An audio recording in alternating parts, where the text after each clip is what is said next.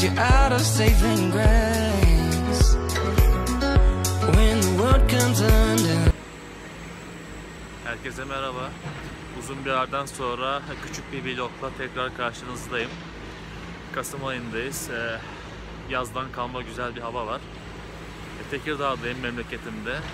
Rüstempaşa Camii'ne geldim. Önemli bir Mimar Sinan eseri. Yaklaşık 3 yıldır restorasyondaydı. Restorasyon çalışmaları birkaç hafta önce bitti ve ben de bu önemli yapıyı, önemli camiyi sizlere tanıtmak istedim. Öyleyse başlayalım.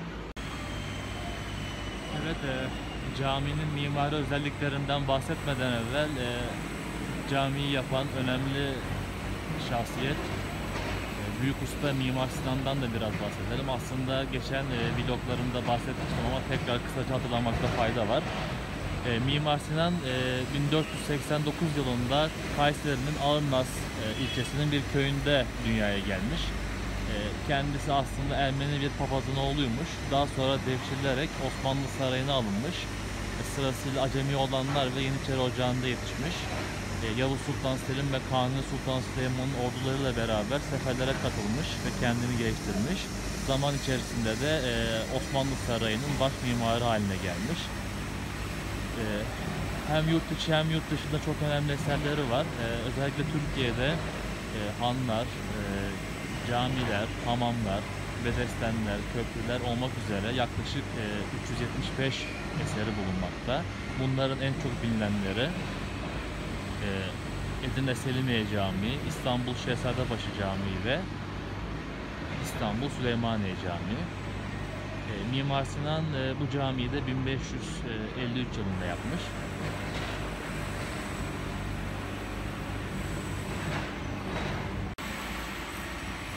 Evet, buraya kadar gelmişken camiye adını veren Rüstempaşa'dan da bahsetmeden geçmek olmaz.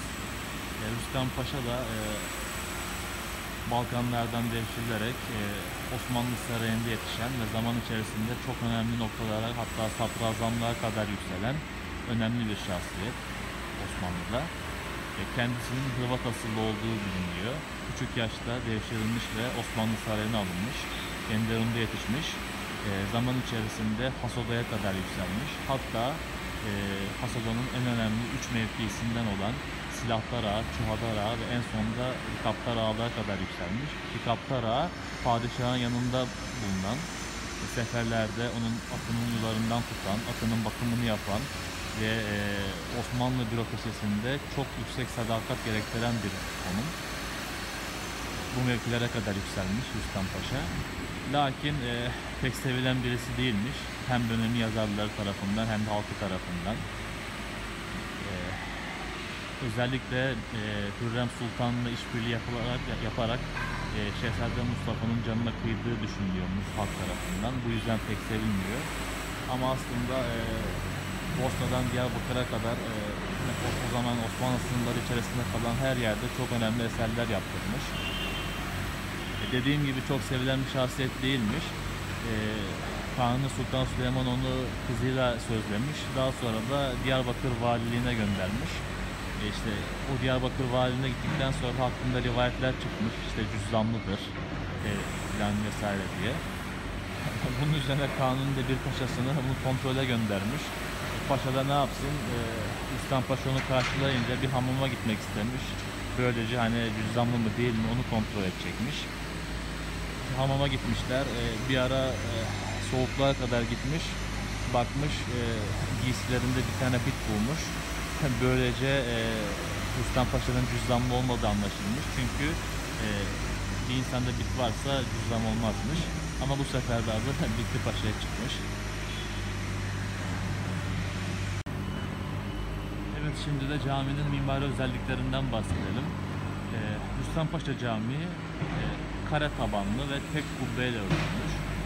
Kuzeybatı ucunda 34 metrelik bir minaresi var. Minaresi tek şerefeli ve kesme taştan yapılmış.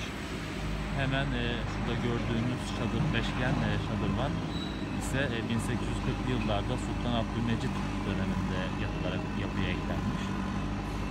Rüstempaşa Camii aslında cami, bedesten, kütüphane, hamam olmak üzere büyük bir külliyenin bir parçasıymış. Ama şu anda günümüzde sadece cami, bedesten ve hamamın da bir kısmı görülmekte. Şu revakların altında vav işaretleri görüyorsunuz, vav harfleri. Vav harfleri Mimar Sinan'ın imzası olarak biliniyor. Mimar Sinan yaptığı camilerin hepsine yani kendi imzası olarak sayılan bu vav harfini işletiyor.